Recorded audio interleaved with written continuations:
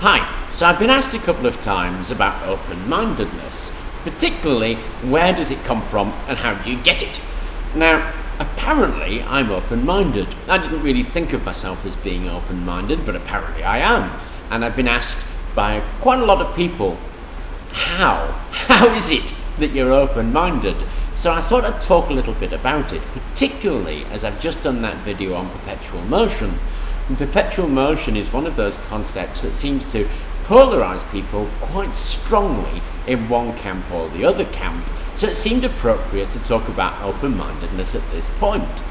Now it is raining today and it's likely to rain all day long, and I'm in the lab, so you're going to have background noise of the rain, for which I apologise, but I'm just going to talk over it. So there's quite a few things to say, really, because I'm a bit really of a behaviourist. I think that your behaviour comes from your environment and your learning, really, rather than genetics. I don't really subscribe to the idea that intelligence is in the genes. I think it's really the environment that is responsible. Argue that if you like, it's just a view I have and it's one I subscribe to. The other thing is I'm going to refer back to the video on perpetual motion, because there are some good exemplars in there of what I consider to be open-mindedness, and obviously the reverse of that. So a bit about me. I always find it a bit weird to talk about me, really, because it's just a bit personal, so it's a bit weird. But I'm going to talk about it anyway, because I don't think that you can understand where somebody's coming from unless you have a bit of their history, really. So I'm from a family of four kids, actually 6 of us in total. My father was Irish and he worked in a tractor factory until he came over to England and married my mother and was a building labourer most of his life. Now, my family was actually pretty poor, and I did tell somebody this story once and they just claimed I was lying, but it's the truth. And it's the childhood that I led. Now, I hated school when I was a kid. I did absolutely nothing at school. In fact, I was a bit of a naughty boy, actually, by which I mean I was a thief. I would shoplift and steal cars and break into houses and those kind of things, and of course got into trouble for that. Been to court a few times and that sort of thing. So quite a naughty boy for quite a long time. But for some reason, and this is really what I consider a turning point in my life, and I've got no idea what the reason is, but for some reason my father decided that he'd had enough of labouring and he would get himself a degree. And he decided to. Once he went into education, it helped the rest of the family realise that being educated was a way out of the kind of poverty we were living in. Now, our poverty, which we're going back about 50 years here, was fairly stark, and the kind of poverty you wouldn't expect to meet in Western Europe, and probably not in these days, but it's certainly what we went through. The worst place we lived in was, in fact, just 2 rooms. We rented 2 rooms in the corner of the town, and we didn't have a bathroom. We had to use the public toilets, and we used to bath in a tin bath in a yard, and we shared that yard with a local taxi company. So we didn't have a particularly good childhood. I have very clear memories of living on nothing but potatoes and custard, of all things, for a number of weeks at one time, and I guess that would be a time when my father was unemployed and trying to make ends meet. We used to get our shoes from the social services by getting a ticket and going down to queue for second-hand shoes and all that kind of thing we actually lived through. So we had some quite stark and depressing and harsh poverty. And of course, those kind of conditions lead you to do some very strange things. At one stage, we actually lived near a catering college, and the catering college would throw away the food that they'd been preparing for their classes, and we would raid the bins for the catering college food. And that might seem odd to people, but it's an experience that I had, and it illustrates the kind of grinding poverty that we lived in for a large number of years. But as I say, for some reason, and probably to do with that, my father decided to get himself a degree, and after he got himself a degree, he got himself what we call a good job. So it was an illustration to us, I think, that education was a way forward. So when I turned about 15, I suddenly got interested in school and started to study. Now, I made dramatic improvement, so from being an absolute failure, I actually managed to get a few O-levels when I left school, and it wasn't many, it was the minimum you could get. I got 5, as it happens. And then I went to college. College was a great thing for me. I loved college because it kind of fitted in with this, hey, my life is changing kind of view. And everybody was very different in college than when they had been at school. You didn't have the same people there. I went to a very small college, actually. I went to Greenhead College in Huddersfield. And when I went there were only about 200 students. It was quite a tiny campus, and I left there with 3 A-levels, which I was very pleased with, and went on to a degree. I went to Newcastle, as it happens. Now, that step through things, as I say, was really brought about by my father's change of heart, and that illustration of it's through study, through work, that you actually can improve your life. And I suppose that's been something that I've looked at really, and been quite a large part of how it is that I see things. Instead of getting depressed about things, I don't look at it that way. I look at it as being, what can I do to improve it? And that's really inculcated from that very early age.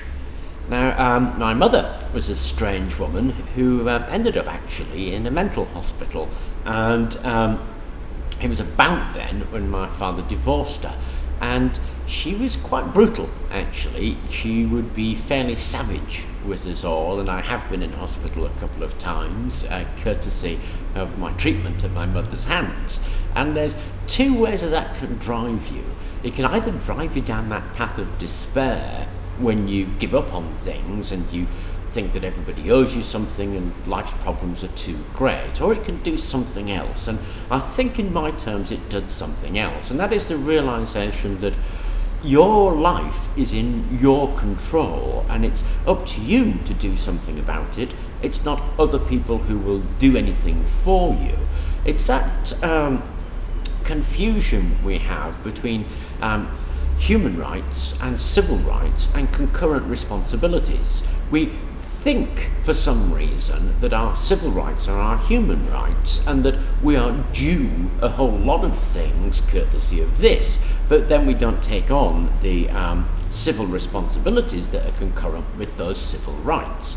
I don't really subscribe to that view. I don't think the world owes you anything at all. I think you have some human rights because we live in a human society, but the world owes you absolutely nothing.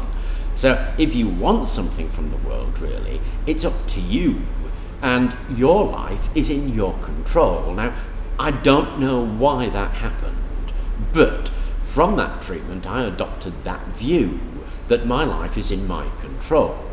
And couple that with this sudden realization of education was the way out of poverty and the way to progress and improve my life, you can see quite clearly there that what I'm bound to do is put the work in needed in order to advance. And that's what I did, I think. Okay, that's not actually quite what I mean, because there are plenty of things in your life that are not in your control. What I actually mean is that your view of your life is what's in your control, how you choose to see it. You can either choose to see it as, oh, boo-hoo, everything's so tough, I can't possibly do anything, or you can choose to see it, yes, that's tough, but I can try to do something, or at least I can have a good view of it. So those 2 factors, I think, are what drive me forward. Now, I have a notion that there are traumas in life. There's the so-called birth trauma, then there's the death trauma that you get, and I think there's another trauma that we get when we realise we're not the centre of the world.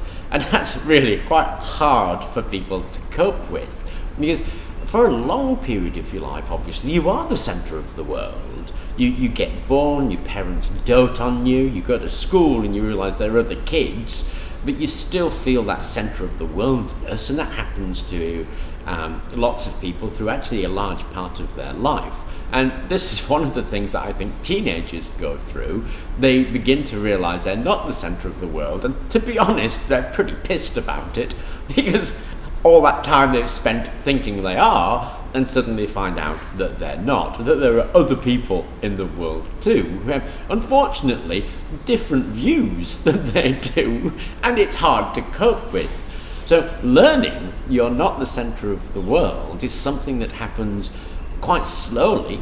It's fairly traumatic, and some people actually never get over that trauma. They would always want to be the centre of the world, but unfortunately, of course, you're not.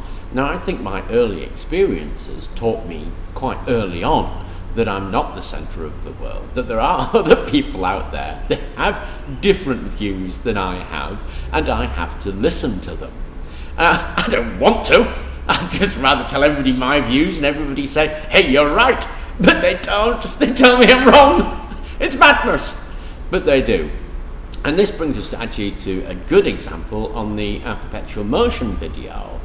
People's views are very sacred to them on the whole, and that's okay. But when you listen to people's views, the one thing you have to do if you disagree with them, according to me, is to disagree with them politely. And if they can't have a meeting of minds, well, there's nothing wrong with that. There's nothing to say that your view is the correct view. It's just a view, and you can't be that precious about it. You've got to give people space to be people. So we've got those three things now coming in there into what could be considered open-mindedness. So those three things are: you're not the centre of the world, you are your own responsibility, you can only control yourself, you can't control other people. Now, I'm one of those people who believes that you can only know something if you do something. So my early experiences in life were pretty harsh, but it did allow me to learn those three principles by doing them, really, and that's been an advantage to a degree. And it really brings us rather neatly onto this Perpetual Motion video, which is a good example of doing open-mindedness. So we talked about how do you get to be open-minded, what are the principles of being open-minded, again according to me, and now we're going to look at an exemplar of putting that open-mindedness into practice. Now, when you post a video on something like Perpetual Motion, two things will happen. People will either look at the title and think, what nonsense, I'm not wasting my time on that, good luck to them, and people will watch it. Well, people watch it, some will comment, and the comments fall into three main camps. You get those people who believe it, and they will support it and look for the proof of it, whatever you happen to do. Then you get those people who disbelieve it, those people who will tell you it's rubbish, whatever you say and whatever you do, there must be some trick involved. And then you get those people that I think are open-minded, those people who will look at it and ask themselves if it can be true or not. Now, I don't know if it's going to be true or not. I have my own particular views of it, which I'm not going to expound, but I certainly don't know. But there's one person, and I'm going to mention her by name. There are other people who have commented, but this particular person is always worth a read through. Now, if she's a bit embarrassed or upset about me mentioning her, then I do apologise directly, but this is Kimberly Peacock. Now, I have to admit, I have a bit of an intellectual crush on Kimberly Peacock, because to my mind, she's a genius. When you read through her comments, you can pick up such interesting things from it. I mean, I can't claim to understand half of what she says, but the stuff she says is always worth a read and a think about. And if you read through her comments, and her initial view of it was, what's going on? And some of the comments she's made have been tremendously interesting and tremendously helpful, and that's what I mean. You don't either believe or disbelieve something, you have a think about what's going on. And when you have a think about what's going on and you look into it a little bit, then whether it's true or not becomes insignificant, because the startling things that come out of that are really what are worth investigating. Now, Kimberly's idea was that the magnets and the string formed a system, and she really started off a whole train of thought for me with that particular view that I think is extraordinarily interesting, and that's what it is to be open-minded. Kimberly is open-minded. It's not open-minded to say, yes, it works because ABC. Or, no, it doesn't work because ABC. That's not open-mindedness. Open-mindedness is, I don't care if it does or doesn't work. What's happening in the system, and is it interesting and valuable if we look at this? That kind of thing is open-mindedness in practice. Now, I need to go to a little aside here, because it's one of those concepts that polarizes people so much, and people love their ideas and find it very hard to let them go, or find it very frustrating when they're arguing about them, that it's quite difficult to keep civil. And it's really important to keep civil, because remember one of those tenets I was talking about. You're not the only person in the world. Other people exist, and they have an impact, and they have a right to be being civil to. That took a bit of getting out, didn't it? So let's see if we can put that another way. You're not the centre. Nobody is the centre. You have your set of ideas, and they're good. Other people have their own set, and they're just as good as yours. If they don't agree with you, tough. Don't get upset about it. Move on. If they don't agree and you don't agree, then okay, learn to disagree politely.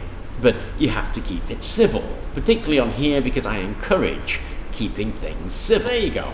What I think open-mindedness is, and where I think my open-mindedness came from, and how I think you ought to put open-mindedness into practice. I hope it was of interest to you, and thank you very much for watching.